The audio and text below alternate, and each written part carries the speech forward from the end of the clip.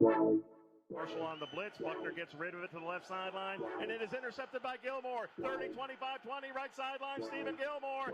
Gilmore into the south end zone at Notre Dame Stadium, and Marshall leads it 25-15. Appleby with some time over the middle, picked up by Lang. Second interception of the game. Lang.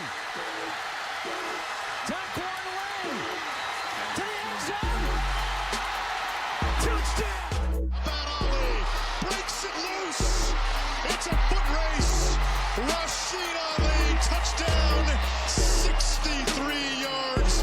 His 21st rushing touchdown of the season. He's going for Dobson. Dobson, the big strong receiver. Yes!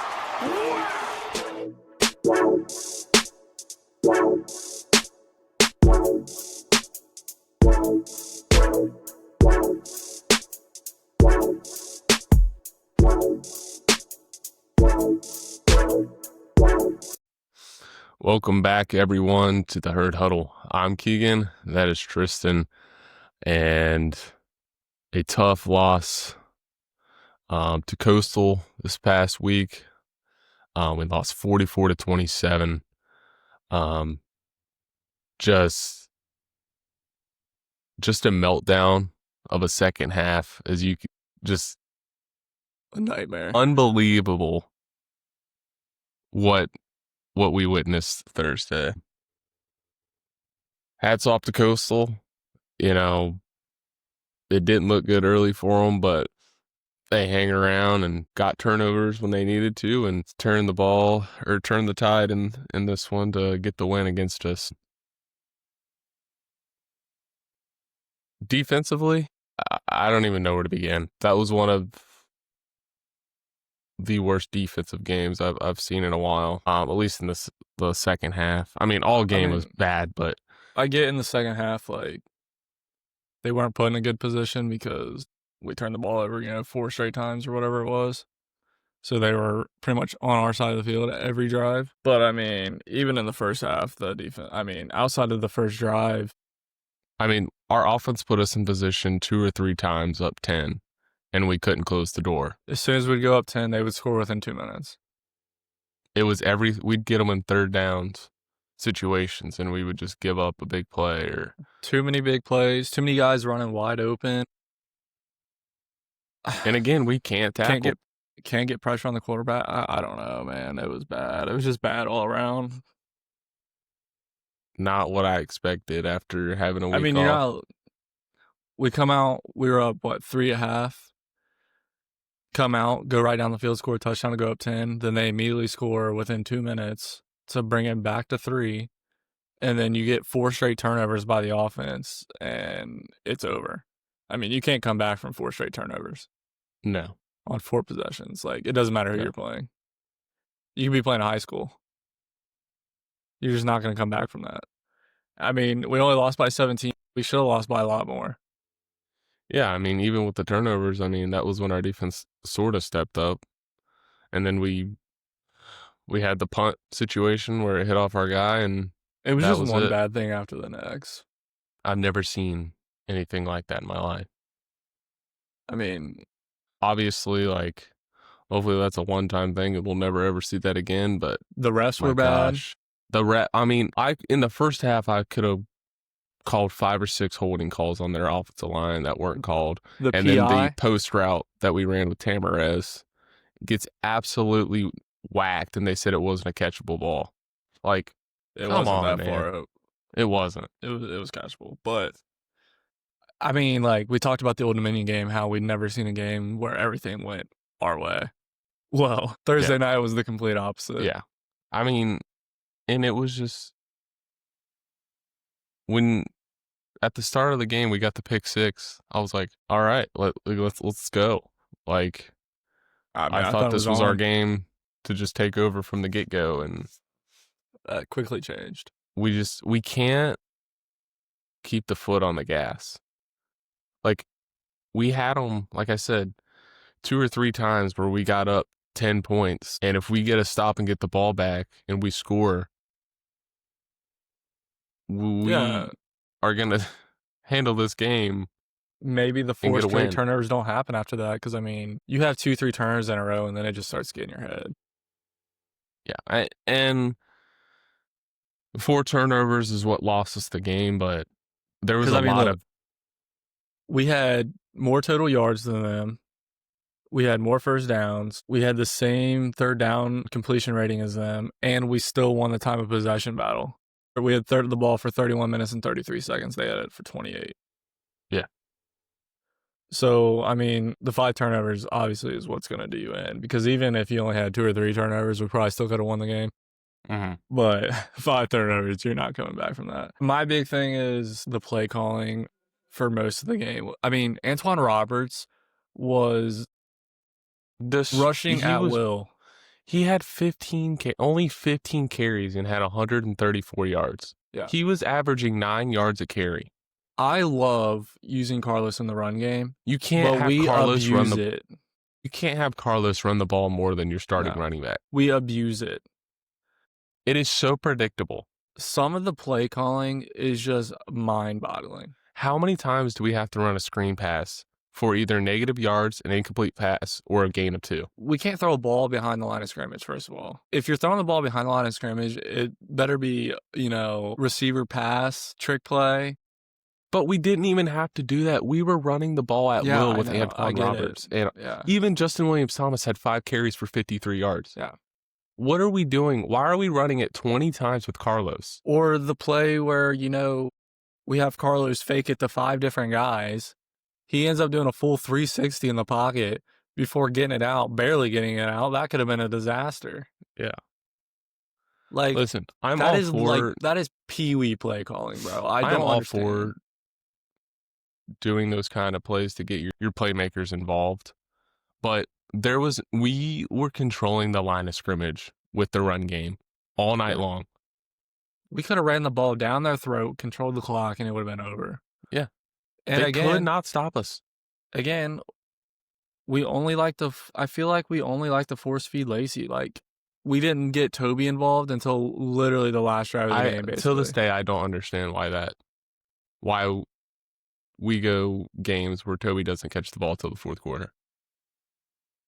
It's mind-boggling. I don't understand it.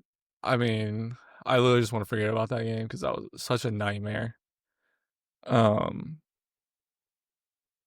But I don't know. Like, I just hope from Carlos' standpoint that he can flush that game and just completely forget about it and move on, because Carlos isn't that bad. Like, it was a bad night, and it wasn't all on him either. Like, one of the interceptions got tipped. The pass that they said was a backward pass, like, yeah, he threw it high, but, like, that shouldn't have been a play call there anyway. Yeah. So, like, I'm not going to put it all on Carlos. Like, hopefully he can Realistically, he just has move one on, interception with the one he stared down on the slant.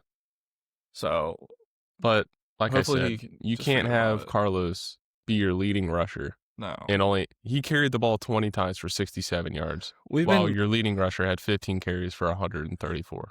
We have been talking about the running back room from before the season started, of how deep it is, how many running backs we have, and yet we want to abuse the quarterback run. Yeah, I mean, I don't know. It's not that I'm against Carlos running. I'm not against the it fact because that that's his every game. run that he does is the same delayed quarterback draw up the gut. Yeah. I'm not against it. We just abuse it. Like, I don't know, man. That was so frustrating. Again, still not sold. Back to the defense, still not sold on a 3-3-5. Like, we are Swiss cheese. We've given up 40 points or more the last 4 weeks. we're giving up over 500 yards, 400 or 500 yards every week on defense. Like, change has got to be made. And Coastal Carolina's offense isn't great. No, it's not by good. any means. It's not. And we and made them look like freaking, I don't even know. that's what scares me about next weekend. We all know how good James Madison is. Yeah. Like, if we don't show up, that could get ugly. But I don't know. We're going to have to figure out some changes on both sides of the ball because play calling on offense hasn't been good still. And because, again, back to, we've been putting up points, but, also Boogie's had, 2 or 3 pick sixes this year? Mm-hmm. So, the defense is putting up some points too, but, man, again, the defense has got to start stepping up because you cannot keep giving up that many points. It's and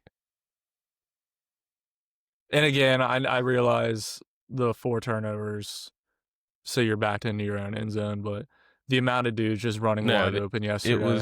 It was the first half where we are just doing everything at will with our offense, and we're letting these guys score in a minute and a half.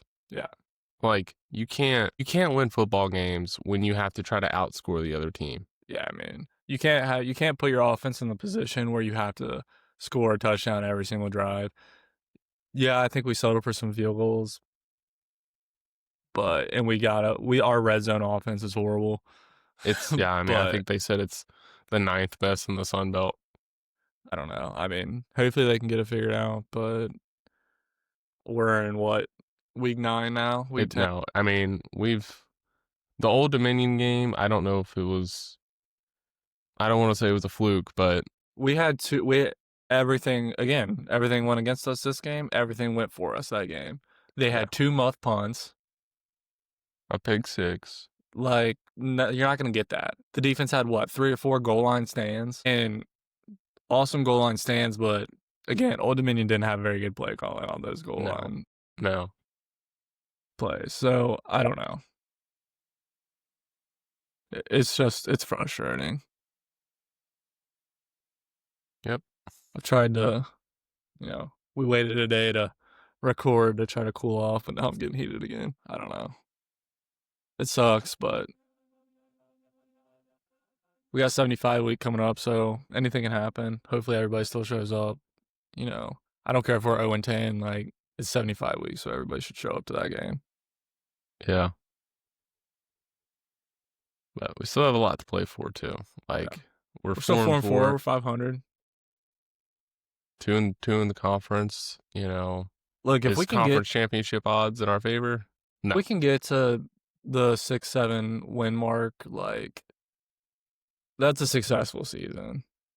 Yeah. I know our goals have fluctuated this year based on performances each week, but if we can realistically get to 6 or 7 wins and get a bowl game, you can't say it's not a successful season with all the turnover and first-year head coach.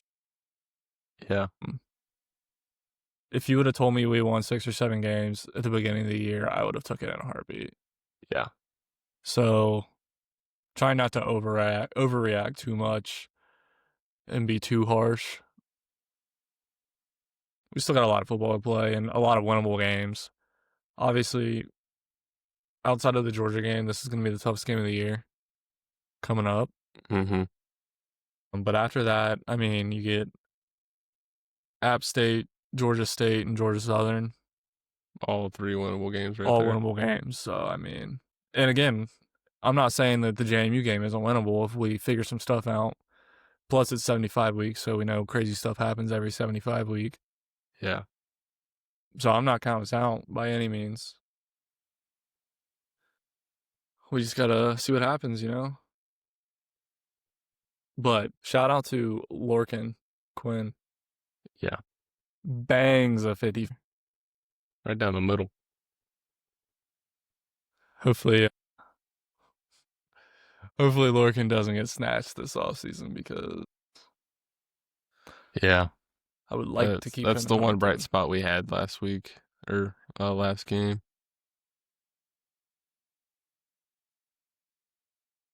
Yeah, he had the one kickoff where they brought it out. Took it out. And they got a big kickoff return. Yeah. Yeah, I really don't think that anybody was expecting it to not be a touchback. Yeah, I know. He kicks them all. I think before that, he had one. Yeah. That somebody brought out. Yeah. So I think that was just nobody was expecting it, but we got to be ready but that leads us into James Madison because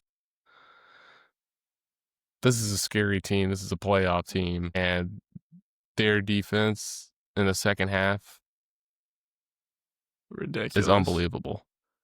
They've given up some points and yards in the first half, but after halftime, they're like a whole different team. They just shut you down. Mm-hmm. But we're back to a normal week. It's Get a longer Saturday. week We took a to day prepare off to for kind of James cool off for Madison. this Coastal recap. So we'll get this uploaded today on Saturday and then get back to our normally scheduled program. I don't know if we might do a special episode next week, maybe, if we have time. And then we'll get the recap for JMU. But next Saturday, noon at the Joan, ESPN2 officially announced. Mm-hmm. Thanks to JMU. I'm pretty sure that's the only reason that's on ESPN2. But show out. We got to show out. 75 week. No reason not to show out. This team's goals are still ahead of them. Yeah. And I mean, you never know. Like, if somehow we won out and JMU lost another game, like, we could potentially everything's still get on the back in table. there. It's just going to be a harder road to get there. But gotta have some stuff happen for you, obviously. But can only control what's in front of you now. Let's just, take care of business these next couple weeks and finish the season strong, hopefully. Yeah. So, I don't know. You got anything else you want to say about that game Thursday night? I mean, it was just a rough game to watch. I would say my MVP is definitely Lorcan of that game. Mine's Antoine. Or Antoine, yeah.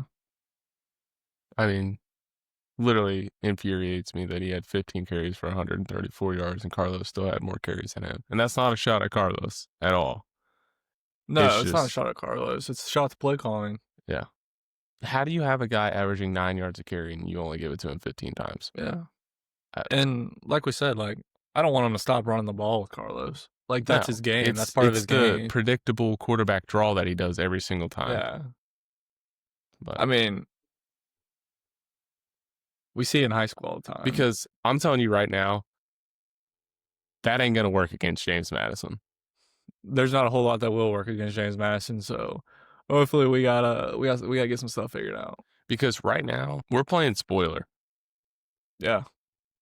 We have nothing to lose. They have everything to lose. Yep. Obviously, Tulane lost yesterday. Yeah, I mean, JMU's which helps got to them. be one of the top 2 favorites to get in the playoff at this point. Yeah. So let's ruin those hopes. Because if we can pull that win off, they ain't going to the playoffs. Because, yeah, I mean, that's the other thing, too, is, like, making sure people show up. Not just because it's 75 week, but because this is a big game in general. I mean, the AP poll doesn't come out till tomorrow because obviously there's games all day today, but after last week, James Madison could easily be 25. Team. Yeah. So if we get a rank, I mean, even if they're not ranked, they're going to be right outside the top 25, 26, 27 in the country. Mm-hmm. If we can show up, I know this is going back years, but if we can sell out the stadium against a 3-win Purdue team, I don't care that they are in the Big Ten because James Madison is 1,000 times better the team than that Purdue team was. Oh, 100%. So pack the Joan. We want big games in the Joan. This is one of the biggest games we're going to have in the Joan. Yeah. So also, not to mention, Navy and North Texas play. And if North Texas beats Navy, then I'll put my money on James Madison being ranked. I mean, I could see him putting North Texas over, but just because of their schedule and stuff. But, yeah, I mean, there's a very good chance that they are ranked. But, again, even if they're not, they're right on the outside, and they're 1,000 times better than Purdue or whoever else. Virginia Tech that's came to the Joan and we want to hype up just because they're a Power 4 conference team. No, this James Madison team's legit. Let's get there, pack the Joan. Yeah, this is going to be one of the biggest games we've had in a long time in the Joan.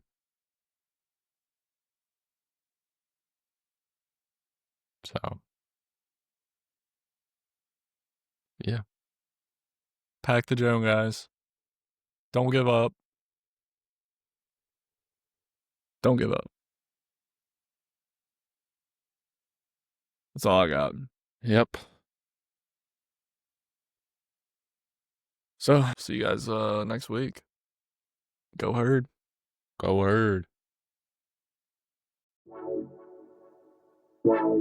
Marshall on the blitz. Buckner gets rid of it to the left sideline, and it is intercepted by Gilmore. 30, 25, 20, right sideline. Stephen Gilmore. Gilmore into the south end zone at Notre Dame Stadium, and Marshall leads it 25-15. Appleby with some time over the middle, picked up by Lang. Second interception of the game. Lang. Daquan Lang to the end zone. Touchdown. About Ali breaks it loose. It's a foot race. Rashid Ali, touchdown, 63 yards. His 21st rushing touchdown of the season. He's going for Dobson. Dobson, a big strong receiver. Yes! Wow!